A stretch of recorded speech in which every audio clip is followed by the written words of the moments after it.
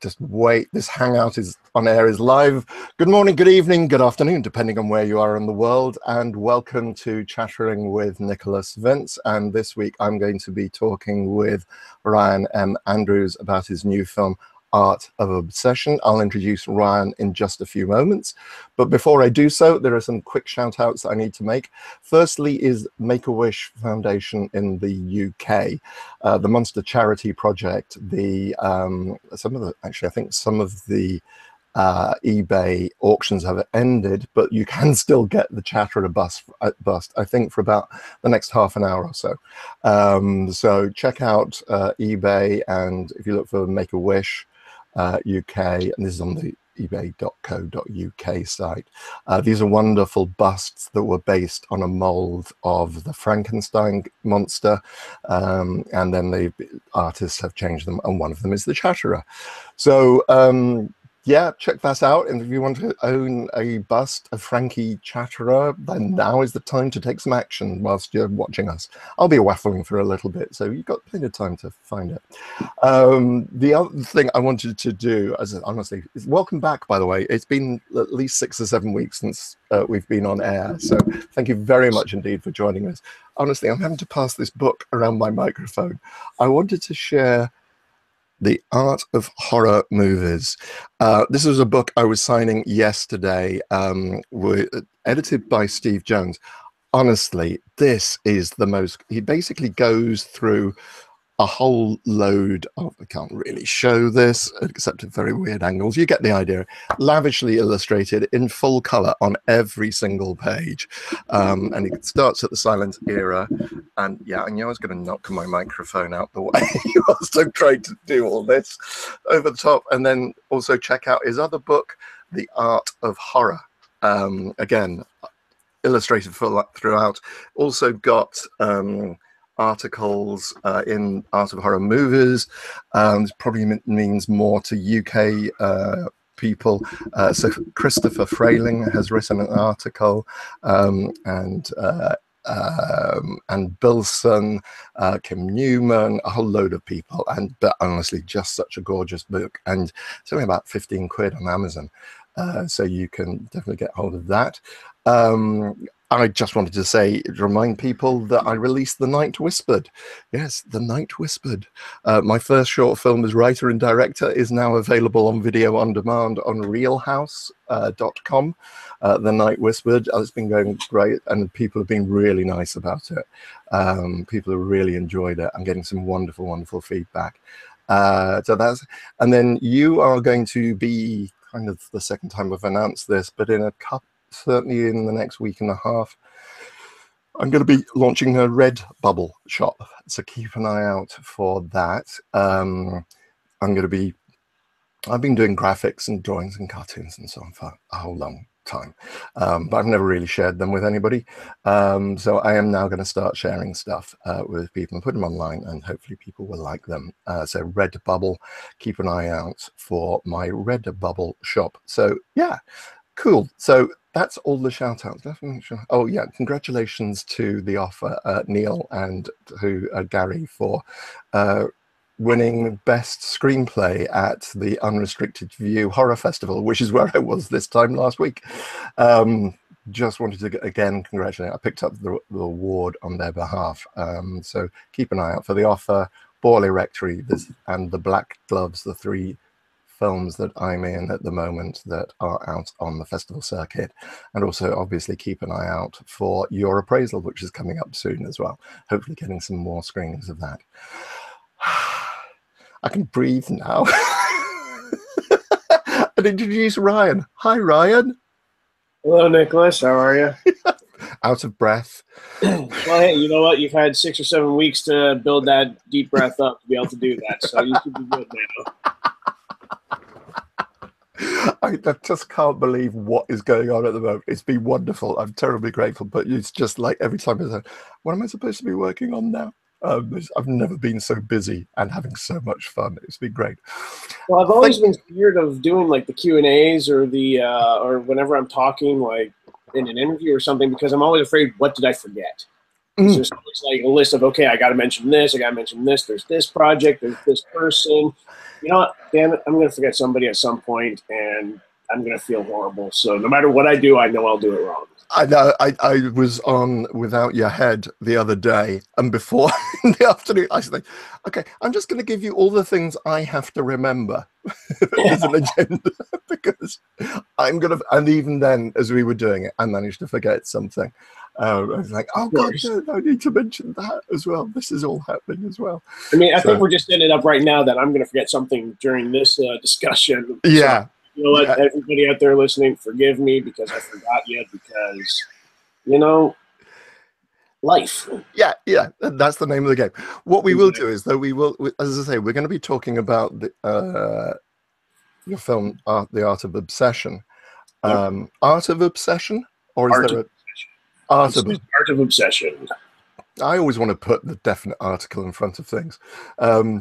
You were mentioning before we came on air that you had been to a screening at Buffalo yesterday. Have you got any other screenings scheduled? Our next screening coming up, which will be our last screening for this year, just as, you know, festivals start winding down when you get towards Christmas. On November 26th, we're playing our hometown show in Toronto. So that's going to be really exciting. It's part of the Blood in the Snow Canadian Film Festival. I don't know if you've talked with Kelly Michael Stewart. He's the guy who runs the festival. This will actually be, like, I guess my fourth film in the festival, like throughout the 6 years the festival's been around. And I think he was saying I'm like the only filmmaker to have 3 features in the festival. So I guess they, you know, they're not too annoyed with me by now because they're letting me keep coming back. They let me keep coming back to show more films. But yeah, so for anybody in Toronto or the GTA, it's Sunday, November 26th at 4:30 with a short film called Talking Heads. And it's at the Royal Cinema. So look up Blood in the Snow on Facebook or Twitter or somewhere. Or if you follow me at all, I'm sure I will continually keep saying, this is where you can buy tickets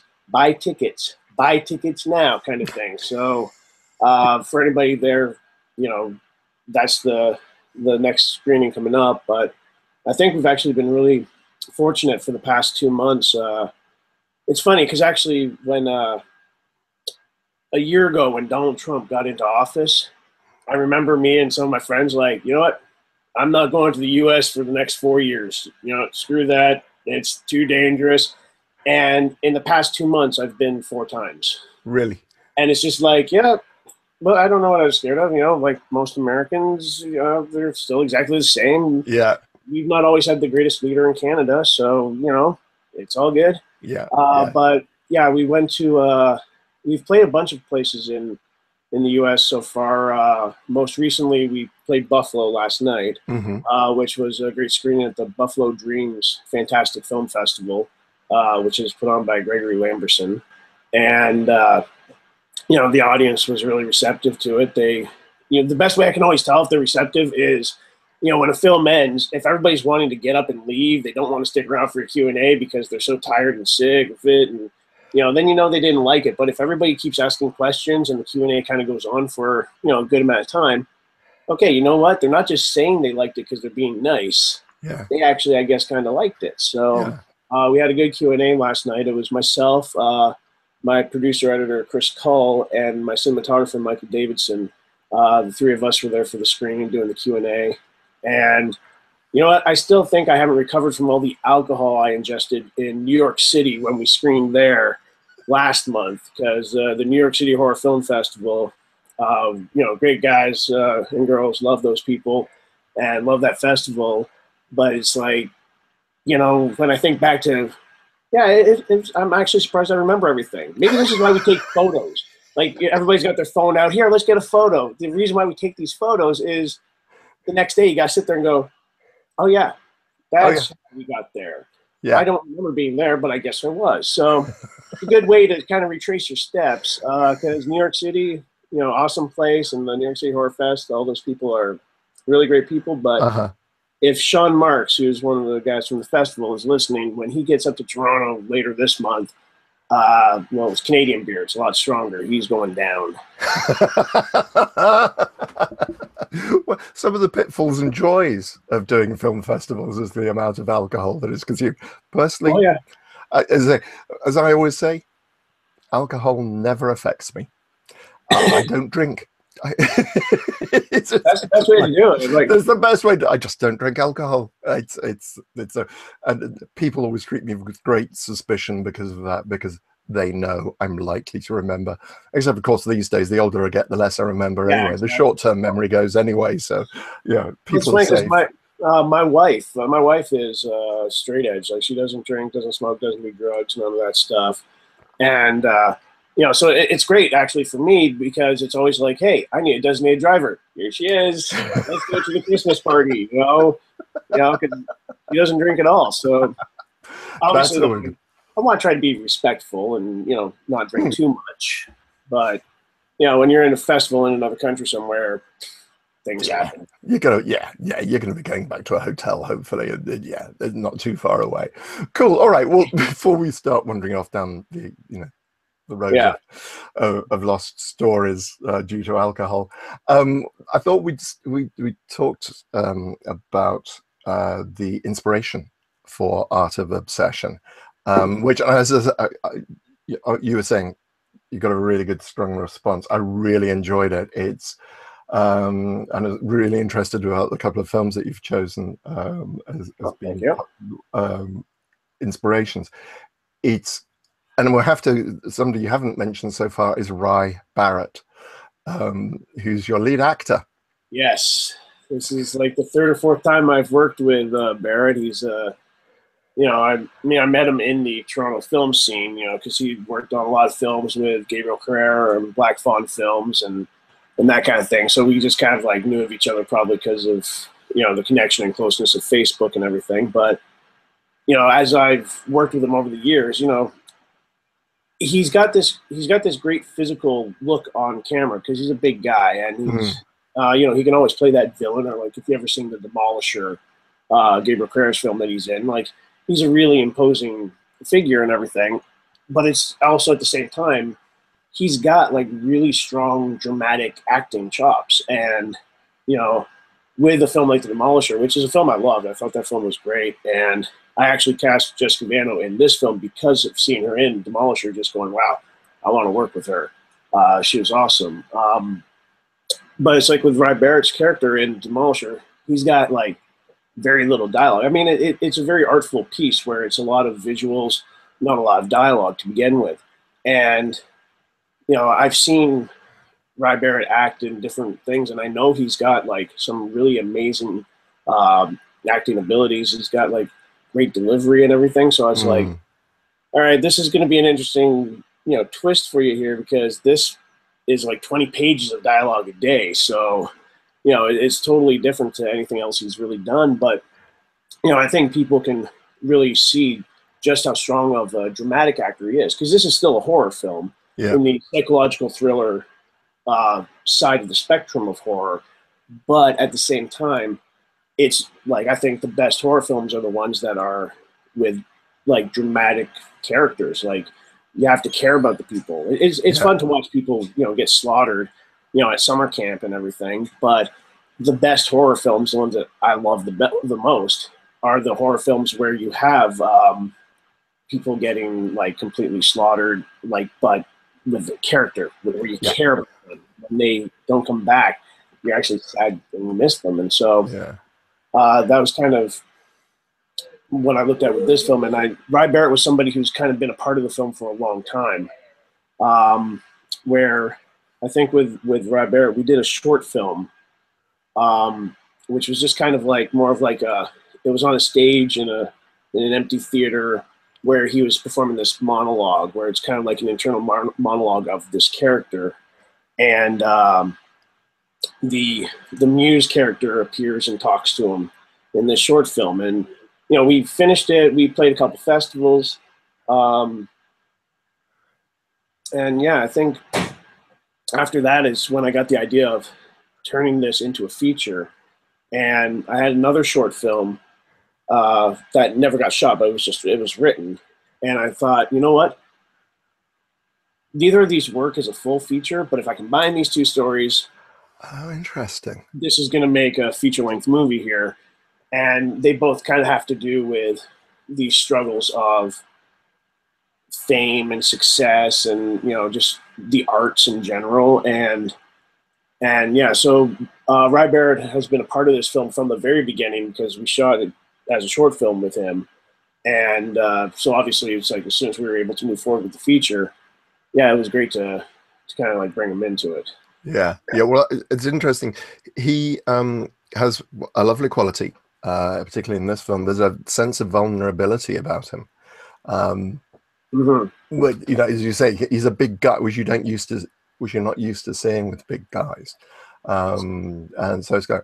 Okay, so we'll obviously naturally talk about Art of Obsession more during the show, but I'd like to kind of take back one of the films that you suggested as being part of the influences for the movie is The Collector, or The Butterfly Collector. Yes. Which is a William Wyler movie from 1965, starring Samantha Eggar and Terence Stamp. And that is an interesting movie.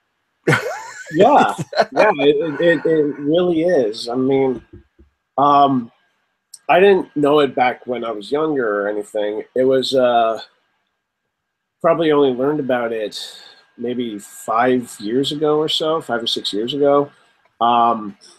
Because as a weird, funny side note, I was watching an interview with the lead singer of the band Slipknot. Okay. His name is Corey Taylor. And he was talking about a song of theirs that's called Purity, and the influence behind that song, because there was like a court case back a long time ago where someone was trying to sue them and they took the song off the album. But that's a side note. And he was talking about the influence of Purity was like movies like The Collector. And, you know, there's a movie from like, I think 2009 called The Collector from the US, and it's like a torture porn kind of film. And so I'm sitting there thinking, I don't know what that has to do with that song. Like, why did, and also that song came out in like 99. How did he write the song 10 years before the movie was made? All right, obviously movies have the same titles. It happens all the time. So, you know, I actually looked it up and went, all right, Collector. Interesting premise, you know, kind of the obsession of, you know, somebody who's infatuated with somebody else and the dangerous directions it can go in. And, you know, I remember watching it for the first time and just kind of thinking, this guy's nuts. Like when he's dancing around in the rain and laying there laughing and stuff, it's like, I'm genuinely creeped out by this guy. Like I thought it was a really brilliant performance on Terrence's side, because it was such a, like, he actually genuinely creeped me out with the way he delivered, like, just like those scenes where he's alone, like just dancing around because he's so giddy and in love, but it's so wrong at the same time. And I just thought that is brilliant, because, you know, somebody who's infatuated to the point of obsession, you know, I mean, it's another discussion to get into the mental illness aspect of everything, but it's that thing of they don't know what they're doing is wrong. And this guy was clearly on another planet in this movie. I don't want to spoil it for anybody who hasn't seen it, but yeah, we'll give spoilers alerts. I mean, basically, funnily enough, it's almost, well, it is effectively a two-hander, because it's basically Terence Stamp and Samantha Eggar, and as you say, and you know, fairly quickly, you know, it's very I mean, this is William Wyler directing, who's a genius as far as I'm concerned. And I was looking at it, almost the first 15-20 minutes of the movie are silent without dialogue. You could probably write the dialogue on half a page. And to be honest, one of those is narration, and which you get at the beginning and the end of the movie. And you're exactly right. That's the bit I remember, is Terence Stamp dancing because he's in love. Like this little pixie movement that he's going around, but it's an extraordinary performance because there's something actually disturbingly attractive about him as well. He's a good-looking. I mean, he still is a good-looking man. He was a very good-looking young man. Yeah, no, he's really attractive, and that's another thing with Ry Barret. I mean, you know, whenever I talk to anybody, it's like, yeah, you know, Ry Barrett's really hot, and it's like, yeah, that's why I surround myself with him, so I look better just being next to him. You know, the thing is, like Ry Barret, same thing with Terence Stamp, where it's like, I think the idea is he's not like if I walked up to, you know, in the movie Art of Obsession, if I walked up to the door, knocked on the door, and was standing there with my beard and my hair and everything, and I'd be like, hey, is everything okay? You know, people would kind of be like, oh, get away from me, because I look kind of creepy and weird, and you know, my wife always says I look like a VP from a biker gang. But you know, if Ry Barret walks to your door and wants to check on you, it's kind of like, oh, well, he looks harmless. He's a good-looking guy. Yeah, he's a big guy and everything, but when he puts his smile on, hey, you know, people will let him in. So I think Terence Stamp had the same appeal where, you know, when he's following her around at the beginning of the film, you know, like he's driving around stalking her on the streets, it's like, okay, you know what? There's like this crazy pedophile van following you. You should be worried by this, but, you know, she's not. And, you know, he doesn't look like a threatening kind of guy. Like if she walks past him, you know, he's well dressed, he's groomed, he's clean shaven. Like he's not a threatening guy. Well, this is the fascinating thing is that the character is a bank clerk, as you discover at the beginning of the movie, and obviously picked on and laughed at by his colleagues, and he wears detachable collars. Now, 1965, I think they probably, and I have vague recollection. I mean, I was 7 years old. I didn't really go into banks that much. But you know, detachable collars were still around. Right. And you know, you get a really, really crisp collar if you're wearing a detachable collar. And it was fascinating, you know, just those nice touches about just how well dressed he is. He's a man who really takes care of himself and of his appearance and so on. But yeah, it's and the thing is, Samantha Eggar's performance as well. I mean, as I say, he's attractive. He's a psychopath, like many psychopaths that are. But Samantha Eggar's performance as well is that kind of, what the hell's going on, and what do I have to do to survive? Yeah, it's the ultimate struggle for survival, and I think her performance in the film, again, it was really great as well. And I remember in Art of Obsession, the gentleman who plays her husband in the film, actor named Brian McDonald, when I first met with him after he had read the script, he mentioned, yeah, The Collector, this reminds me of The Collector. And it's like, oh, great, you know, someone else who knows the film. And at first, when he said it too, though, immediately I went to the 2009 torture porn movie called The Collector, and I'm like, no, this is nothing like that. Oh, right, other film.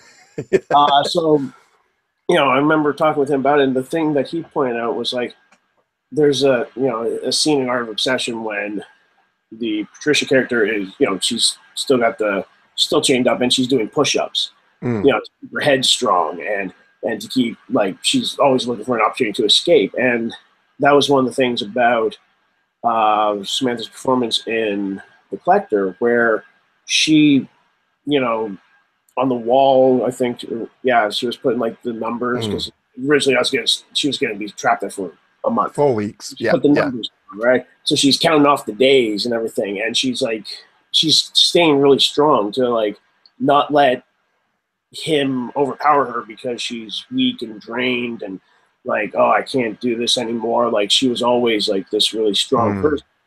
And again, I don't want to give it away for anybody who hasn't seen it, because I really do recommend it as being a great classic psychological thriller film. But to work all the way to the end of the film, in my opinion, she was always a strong character. Yeah. And that was like the one thing I liked about her in that. And the one thing I always like is you know, everybody talks these days about, you know, having strong women in film, like strong women, female performances in film. And it's like, I've always done that. And I commend everybody else for doing that too. But like, you know, going back to my first feature, it was about a serial killer, but you know, we've seen millions of films about male serial killers. So I made a serial killer a woman. And, you know, with Black Eve, you know, it was about the final girl, you know, it's a woman, right? Mm. And with, you know, Save Yourself, the previous film I did, To Art of Obsession, it's 5 women on a road trip. I mean, and all of them are, they're all strong characters. And that's what I like doing. Like, even though with Art of Obsession, I think this is like my first feature film where it's not a female lead, because Ry Barrett's the lead in the film. He's still surrounded by all these other female characters, and they are all strong characters.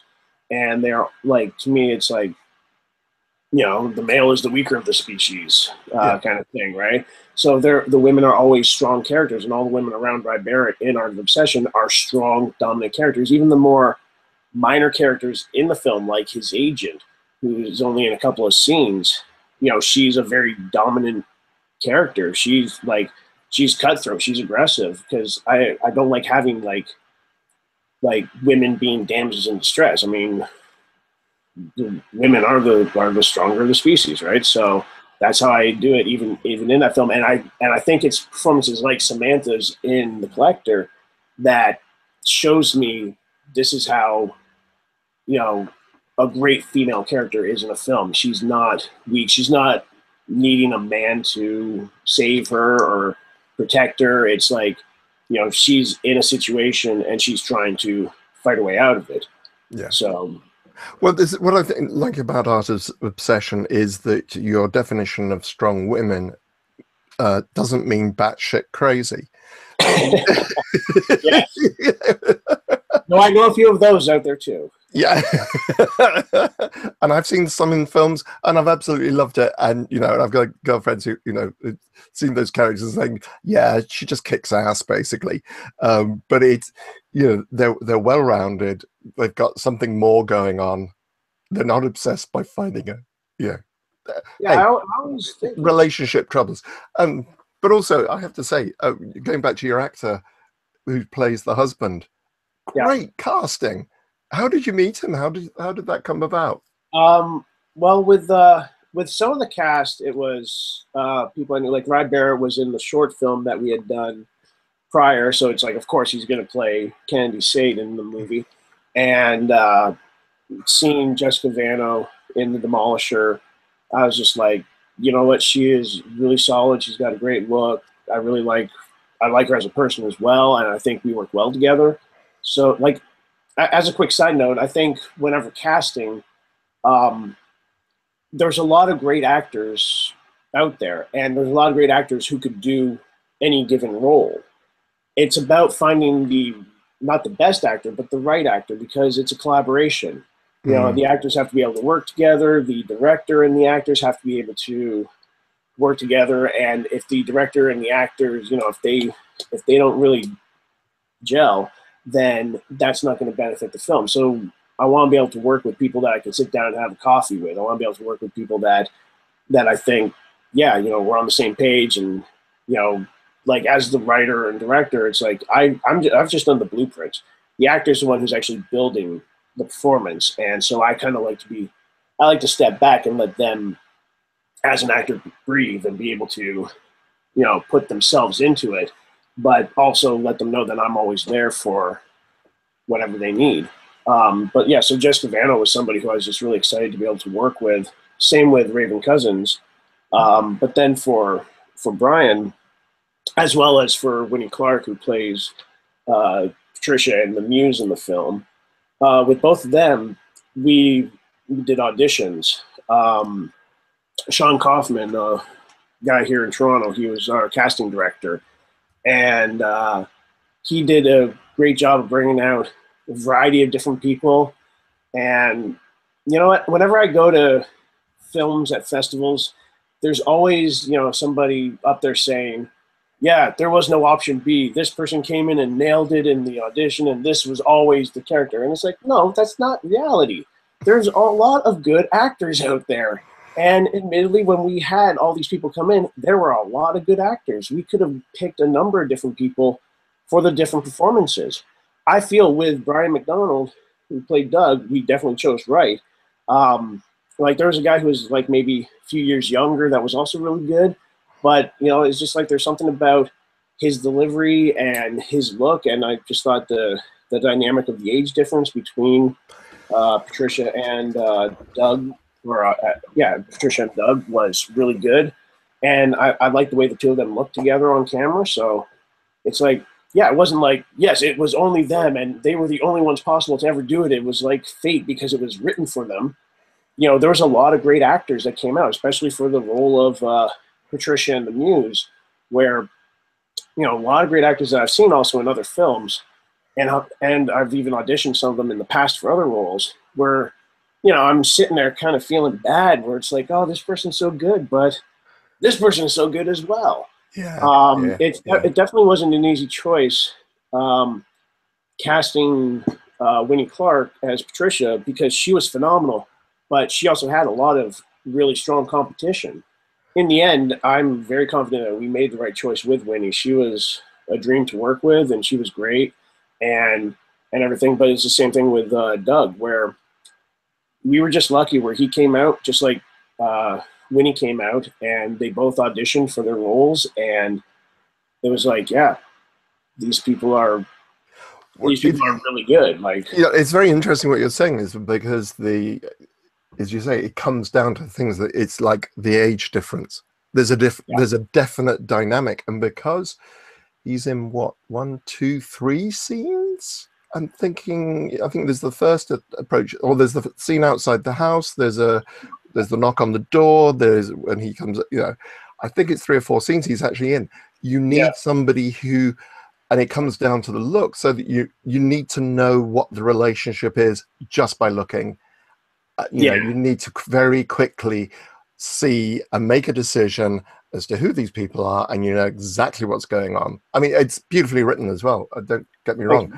It's really nicely and tightly written. So you can very quickly see exactly what's going on, and you know exactly who these people are very quickly, very easily. But yeah, no, the joys of casting. I mean, well, it's like when I'm making a movie. I mean, it's not like I'm writing a novel, which I'm also trying to do on the side. Like, oh, okay. I'm writing scripts. I'm also working on trying to, you know, turn a few of these older scripts that I've got laying around into novels.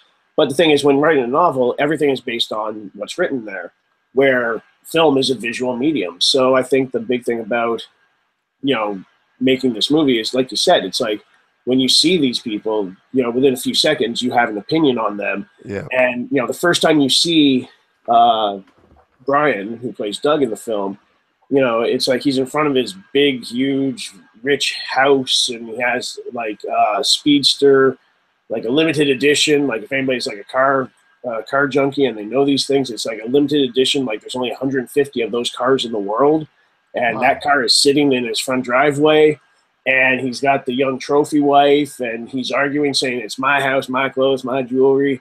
You know, it's like, yeah, you have everything you need to know about this guy delivered in that dialogue, in the way he stands, the fact that he's got a drink in his hand, and you know what kind of drink it probably is in his hand, and the way he's dressed, every little detail. Like, it's crazy, because I think, you know, you probably have to watch the film 100 times before you see every little detail, but I don't think there's a shot in the film where there wasn't something purposely placed within the shot, that either it was Ashley Hervnack, our production designer, or Michael Davidson, cinematographer, or myself, or Chris Cull, because as well as being producer and editor, you know, I've written a lot of scripts with him over the years, and, you know, we've worked together so many times.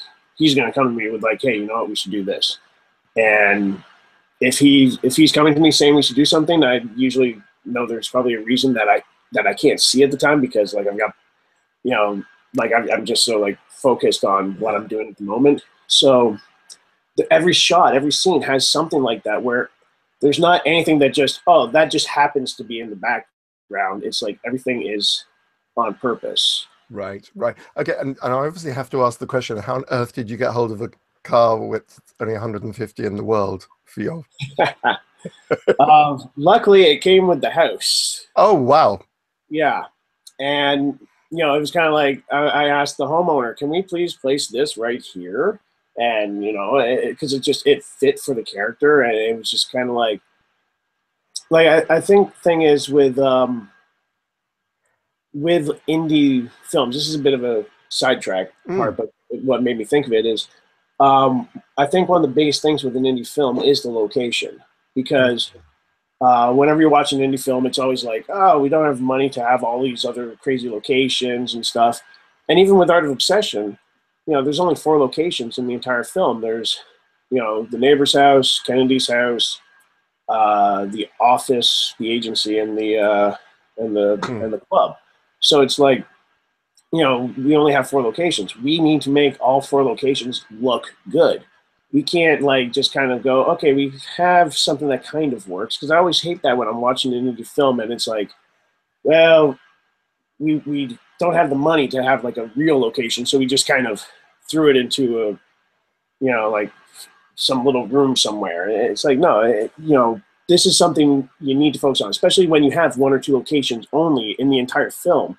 Those locations better look phenomenal, because you got me trapped in there for 90 minutes. Yeah. So it's got to be good. And so we are very fortunate with Art of Obsession to have gotten these houses.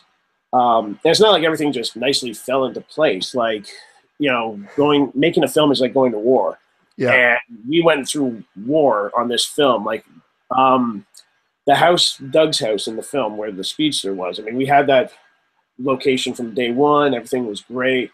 And we had a lot of fun shooting there. Props to Garrett, the owner of the house, for letting us shoot there, if he ever watches this. But then I think it was the other location that was Kennedy's house, where we had one place and we had actually shot there for a day. And there was nothing we did, but there was like a, you know, family emergency on their end where it was like, okay, yeah, this isn't going to work out. And we've got like 3 days now to find another house. So, you know, Chris Cull and myself, we drove around. We went on, you know, the OMDC website. It's an Ontario-based website that looks at locations in the Toronto area and stuff. And we went to see like 10 different houses in a day. And, you know, we got the house that we got, and it worked out perfectly. I think it worked out for the better. It's a beautiful house.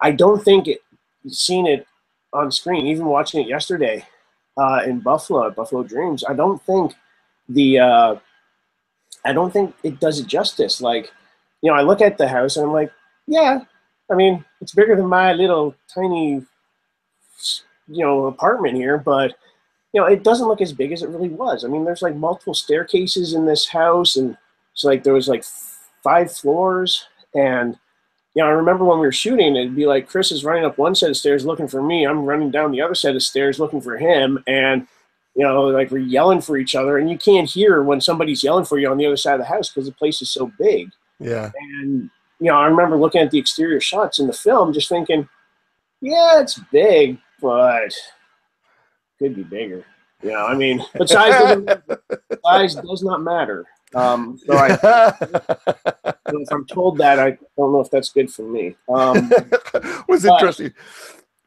No, go ahead. Sorry. Sorry, no, I was going to say the fascinating thing to me in The Collector. Yes. Difficulty about finding locations. That was shot in both Hollywood and the UK. So they did all the exteriors, and then they did the house. And I'm guessing most of the exterior of the house was actually, a lot of the exterior of the house was obviously in the studio when he's you know, when he's dancing around in the rain. Yeah.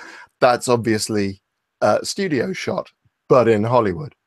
Right. I was thinking, I want to go back and watch that movie to work out, was Terence Stamp ever in the UK? Samantha Eggar was definitely in the UK. When he's driving around in the van following her. I was trying to work out if it was back projected or not. It's really good back projection if it isn't. Otherwise, he's just, you know, it's yeah. I mean, it's mostly a studio. In fact, you look at a lot of it, because it is only one, two. Once you've done the, you've got the externals, then you're mostly in the house, and a separate part of the house. You almost like a play set. You can tell it's studio. But anyway, that's a complete aside. Let's move on to Misery, which is another one of the films that you cited as being an influence on this. And you were talking about, and again, we're talking about, but the complete reverse this time of The Collector.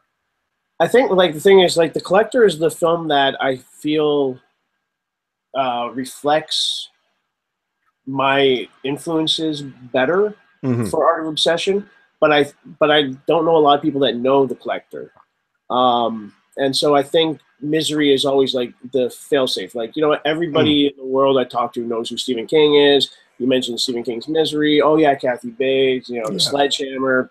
Even if somebody hasn't seen the movie or read the book for like 20 years, they still remember what it's about. So. Yeah. It's kind of like that elevator pitch where it's, what's Art of Obsession? It's Stephen King's Misery in reverse. Instead of a fan kidnapping a writer kidnaps his muse. Yeah. And immediately everybody knows exactly what the film's about, or they at least have an idea.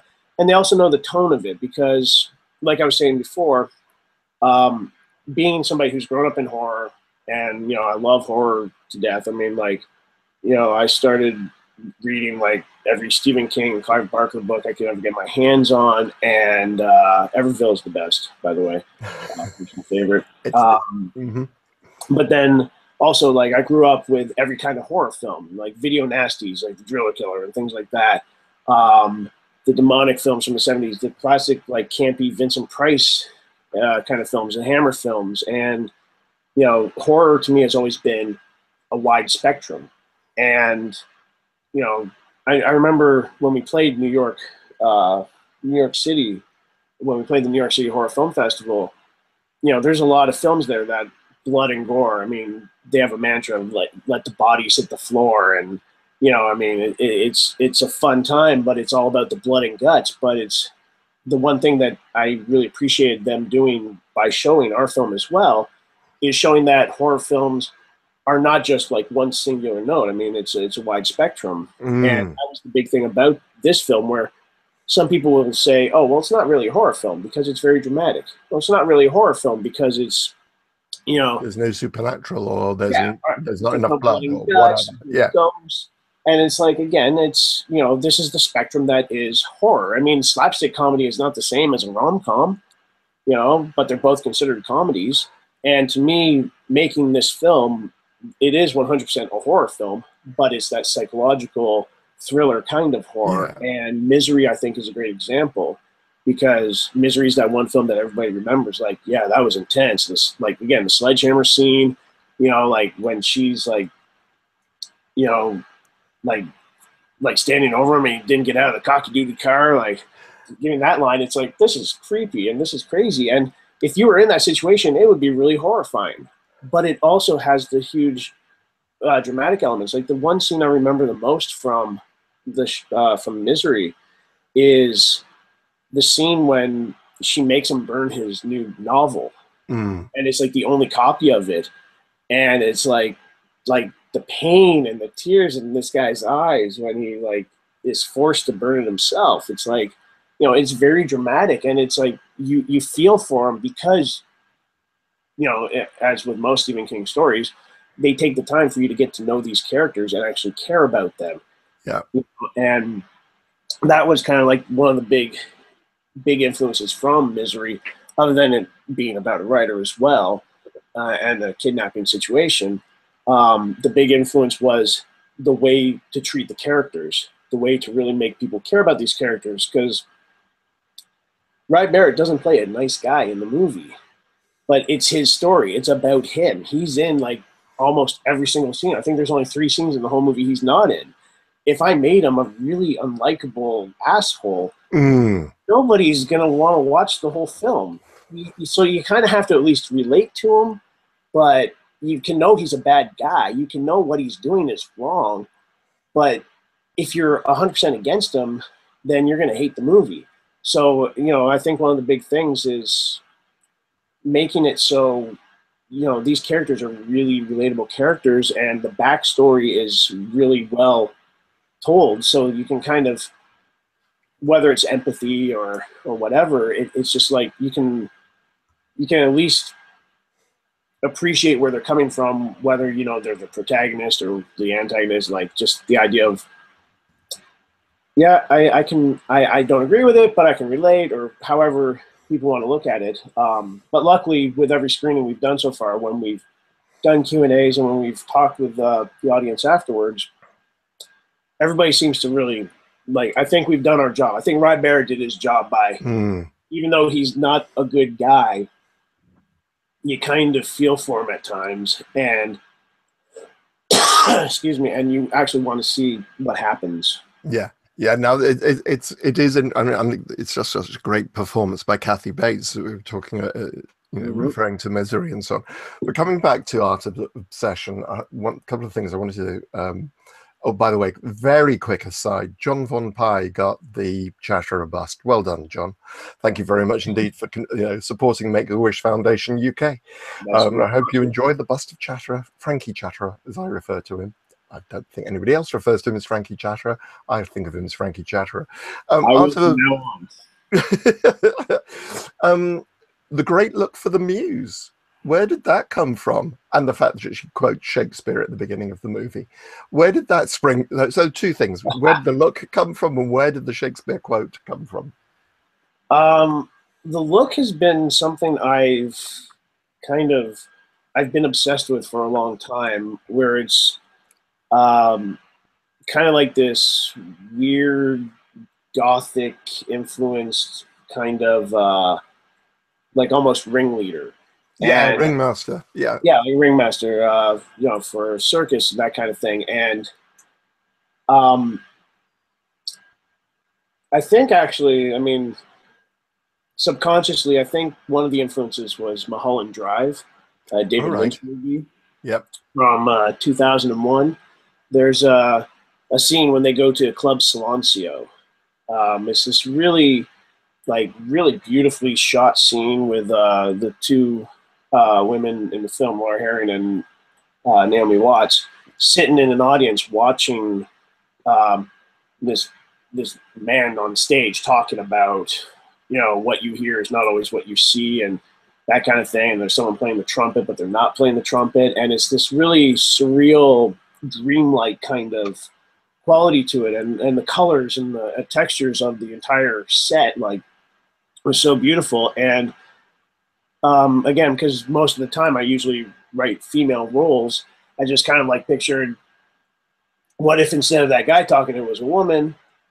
And then kind of developing the look for it, it was kind of like the gothic-y kind of influence of just this weird, crazy ringleader kind of looking outfit, with some sex appeal at the same time, and the colors being, again, reminiscent from Mulholland Drive kind of thing. So that was kind of my influence for it. And then our production designer, Ashley Hervnack, she's the one who kind of she read the script. I told her all of my influences. She kind of sketched out an idea, said, does this work? I said, yep, that's perfect. And then she designed it specifically based around that idea. And then for the makeup itself, with Kelly Davidson, our makeup artist, I think it was mainly kind of Marilyn Manson circa 2003 Golden Age of Grotesque kind of look. Not over the top makeup, but something like that. And then she just kind of went to town, did a couple of different ideas, and combined it together, and we had that. The Shakespearean quote from the beginning, which for everybody out there who hasn't seen it, it's from Macbeth. It's when Macbeth finds out that Lady Macbeth has died, the out brief candle soliloquy. And as well, it's my favorite Shakespearean bit. But I think the influence behind it is, and I know everybody interprets everything differently, but to me, I always interpreted the the poor player who struts across the stage. Struts and frets his hour upon the stage and then is heard no more. Yeah. Exactly. And so it's like, what is this about? And it's I mean, within the context of Macbeth, it's about, him finding out his wife has died, and about how kind of pointless life is, where, it's very fleeting in a way. And I feel that that's kind of the point of Art of Obsession.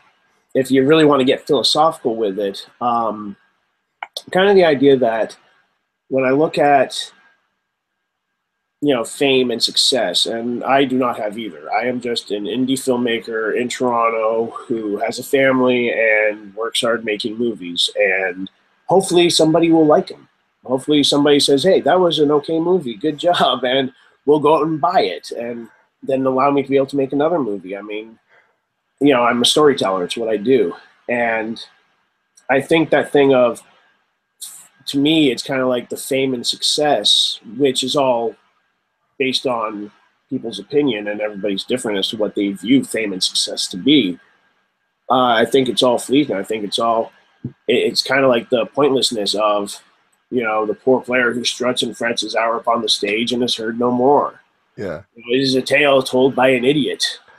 And I think that is what, like, whether you have the biggest selling film of the year, whether you have the breakout film, or whether you just are happy making indie film after indie film and telling stories. I mean, I think how we look at fame and how we look at being successful, I think, is kind of very telling towards that Shakespearean quote.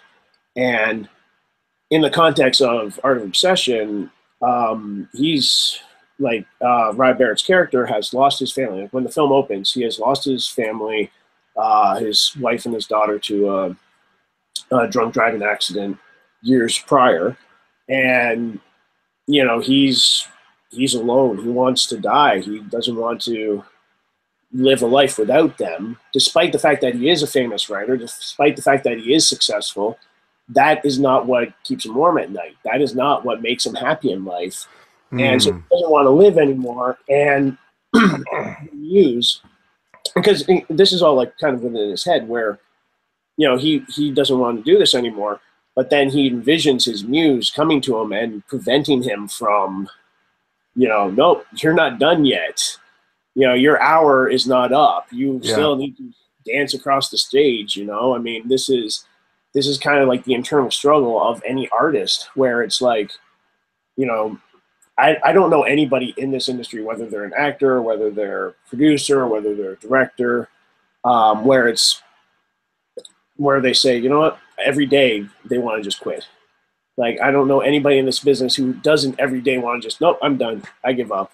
Not that we're serious about it, but there's that stress so many times when you struggle with film after film. Like, you spend 2 years making a movie and you put it out there and you submit to these festivals and you get rejected from like the bigger festivals that could get you the bigger exposure, and you try to promote and you put a post up on Facebook, and it's like you get 3 likes on it, because if you put a post about you're eating pizza at 1 a.m, you get 50 likes. Yep. But you put a post about I have this artistic endeavor, please come and watch it, you get 2 likes.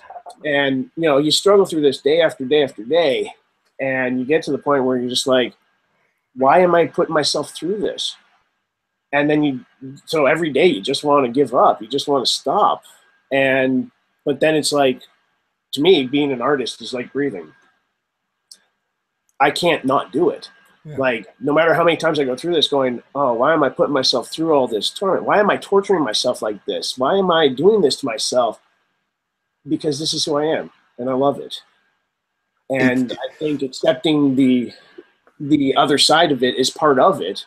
But I think to anybody out there listening, it's, I remember talking to an actor a few months ago, and when I told him, I don't think a day goes by where I don't want to give up, he was like kind of shocked, because, oh, you've been doing this for a couple decades, and you've got films that have been distributed all over. And it's like, yeah. And it's still that struggle. And I think every artist can relate to that, and you have to question it. And I think the main thing to anybody listening is it's cool to question it. I think you need to question it to continue on. And if you don't ever question it, it's kind of like there's a quote, confidence is a consolation prize for lack of talent. If you think you're doing the right thing, well, you're not good. Yeah, probably. The interesting thing, reminded me of a few things whilst I was listening to you talk. Firstly, Shakespeare writes a lot about, within this would and know, the theatre, and and the meaning of life. And I'm sure I mentioned on the show before in the past, I'd be amazed if I haven't, there is a wonderful play by one of Shakespeare's contemporaries called The Knight of the Burning Pestle, which is about a play within a play within a play. And it is just a riff on what is reality, what is it's you go in, you're going to see the Knight of the Burning Pestle, and then suddenly characters who are planted in the audience start saying, this is rubbish, my mate could do better. And he gets up on stage, the mate gets up on stage, and then it's just one. If you ever get to see the Knight of the Burning Pestle, it's wonderfully funny, but also it is just this thing of what is reality, what is storytelling. I would love for that to come to Toronto. I would love to see that. I saw it in the Sam Wanamaker Playhouse in London, which is basically it's done by candlelight. All the lighting is physical candles, which they light in front of you and it's amazing what you can do with candles to do lighting changes. The other thing I was reminded about is great Shakespearean actor called Sir Laurence Olivier did a performance of Othello on the West End, and just gave the most amazing performance of his life and walked off stage and looked so upset. I mean, it was really obvious this is the pinnacle of this was the performance to end all performances. And somebody asked him, said, Larry, what is wrong? He said, they said, this is amazing, you have just done an amazing piece of work.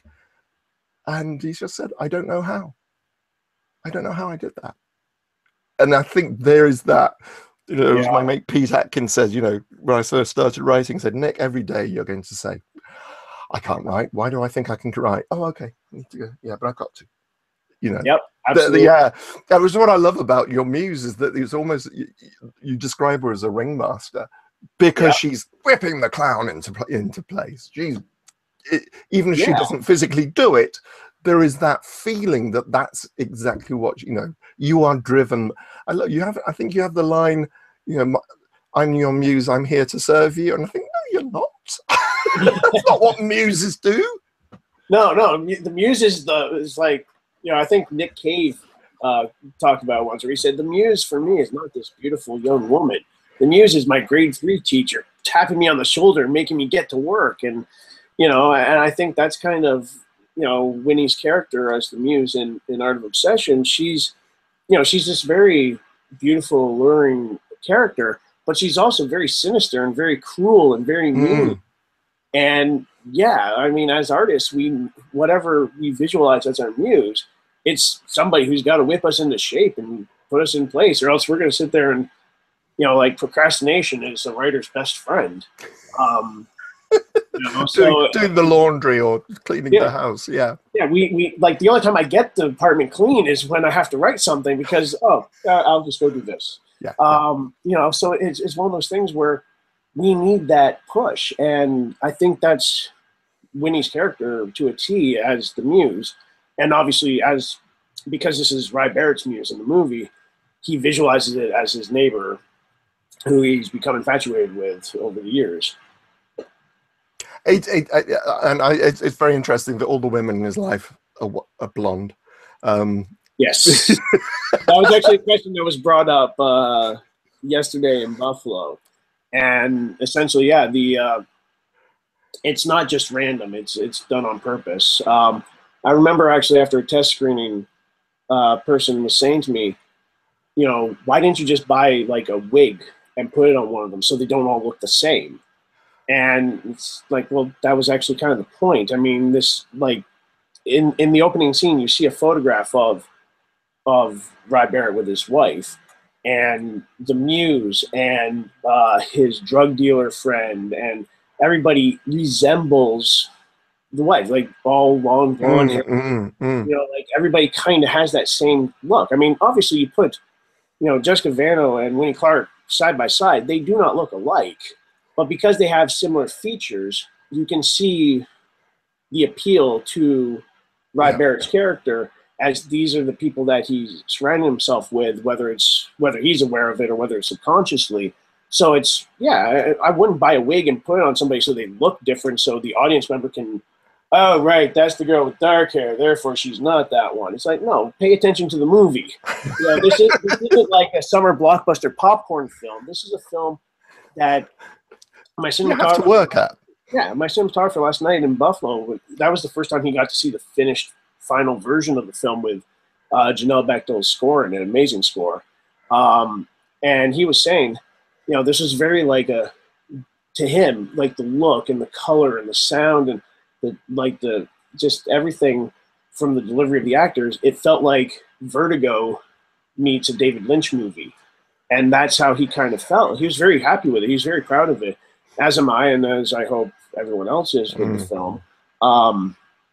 And yeah, so everybody's just so influenced by this old style of filmmaking, like The Collector and things like that. And that's what we put into this movie.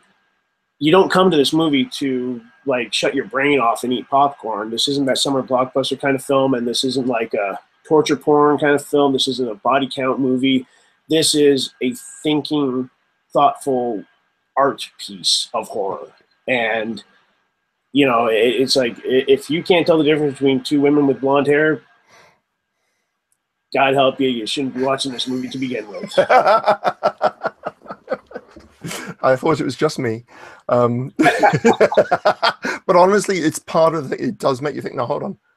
Wait, you know, because it took me a while to work out the, you know, it's like, oh yeah, no, it is the same actress, you know, and it is part of the fun of it. It's just kind of like, okay, so which one am I looking?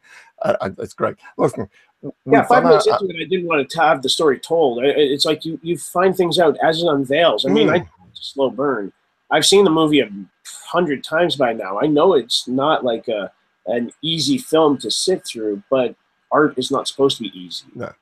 You know, and that's what this is. I've done the slasher films. I've done a zombie film. I've done Five Girls versus Nazis. Like, I've had fun with the different kinds of movies I've made, and this was us coming together, making an artful horror film. And I know not everybody's going to love it, but so far we've had a great response. And for the people that love it, tell a friend. For the people that don't love it, go watch Transformers. I'm sure enough. Oh, the unkindest cut of all. Yes. What's you working on next? You mentioned novels, but I'm presuming are you working on another movie at the moment? Yes, film is always top priority. So with what's next is I like to switch things up. I don't like to just do the same kind of film over and over again. So now that we've done this artful thriller, psychological thriller, the next film is not going to be psychological thriller. It's going to be more of a visceral kind of, it's not like, I wouldn't call it a body count kind of film. Like, again, it's within the horror genre. And it's definitely like a dramatic character-driven piece, but it's with a lot of blood. It's with a lot of scares. It's that kind of thing. So we have that film, which we are currently in development on to shoot next year. Though at the same time, Chris Call, my producer, editor, and we have a script that has won some different festivals and placed in festivals in Canada and in the US. It's called The Bitch Never Lives. And I'll get into the reason for the title in a second, but it's doing really well, and it's a fun kind of grindhouse kind of story. It's like a Buffy the Vampire Slayer kind of story, but with more attitude. And it's been getting some good reception from a lot of people, so it's definitely a film I would love to do. I really love that story. So those are the two films that are kind of on deck to be coming up next. And then also at the same time, I think just by telling the story about a writer, I've been like taking some of my older scripts, because I've got a lot of screenplays written, and so I've taken some of the older stories that, yeah, I don't know if this would ever get made right now, but you know what, I'm going to start turning it into a novel. So I'm currently doing the novel stuff, but my priority is film. Right. And so it's only I work on novels when I have time, between family and between, you know, we just had Save Yourself come out earlier this year, and we're still looking to get sales overseas in the UK and everything. So between that, between playing festivals with Art of Obsession, and between getting the next film going, and now looking at The Bitch Never Lives as well, yeah, that means I get very little written each week, novel-wise. But I mean, it's still there to try to do.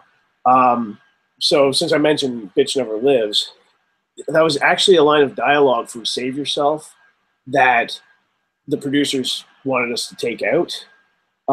Because Save Yourself is a self-referential film. Tristan Risk from American Mary, her character in the film, she kind of plays the stereotypical bitch character in a horror movie. And, you know, so you think she's going to, you know, obviously die, because the bitch always dies in a horror film. Like, look at any Friday the 13th movie, you know who's going to live and who's going to die within 10 seconds. Because, yeah, there's the stoner, that's the loner over there, she's the slut. You know, like, these characters. And so in Save Yourself, I wanted to have fun with them and be self-referential with them. And so Tristan Risk played and she did a phenomenal job too, but I love everything she does, but she did a great job playing the bitch. And we had to take that line out where somebody says to her, "The bitch never lives." And so while we were editing Save Yourself, Chris Cull is editing the film, and I'm sitting behind him, and I just opened up a brand new script in Final Draft, threw the title down, "The Bitch Never Lives," and went, okay, what is this movie about? We had no idea. And we just kind of developed it from there. And it just became this kind of, this fun story about a, woman fighting demons, like a Buffy the Vampire Slayer kind of thing. Or we also kind of compare it to like a female Ash from Army of Darkness. Oh, right. Right. Somebody with like a lot of edge, a lot of like tough talking, kind of foul language. Like, the main character, Mac, Mackenzie, she works in like this roadhouse bar, just on the outside of town. So she deals with all these tough bikers and truckers and stuff like that. And she's just this short little girl. And then she ends up fighting demons. So we wrote that while editing Save Yourself. And it's actually one of my favorite scripts that we've ever written, because it's like this really fun, exciting story that's, again, I think what I love most is it's totally different from everything else we've done. Because it's not like the zombie film we did, which was more of a like a dramatic zombie film, like a Walking Dead kind of thing. It's not like Save Yourself, it's not like Art of Obsession, definitely. So I really want to do that one soon, but we have something else in store first. Okay, all right then. Brilliant. This has been wonderful. This has been so much fun. Thank you very much indeed for joining me, Ryan. No problem.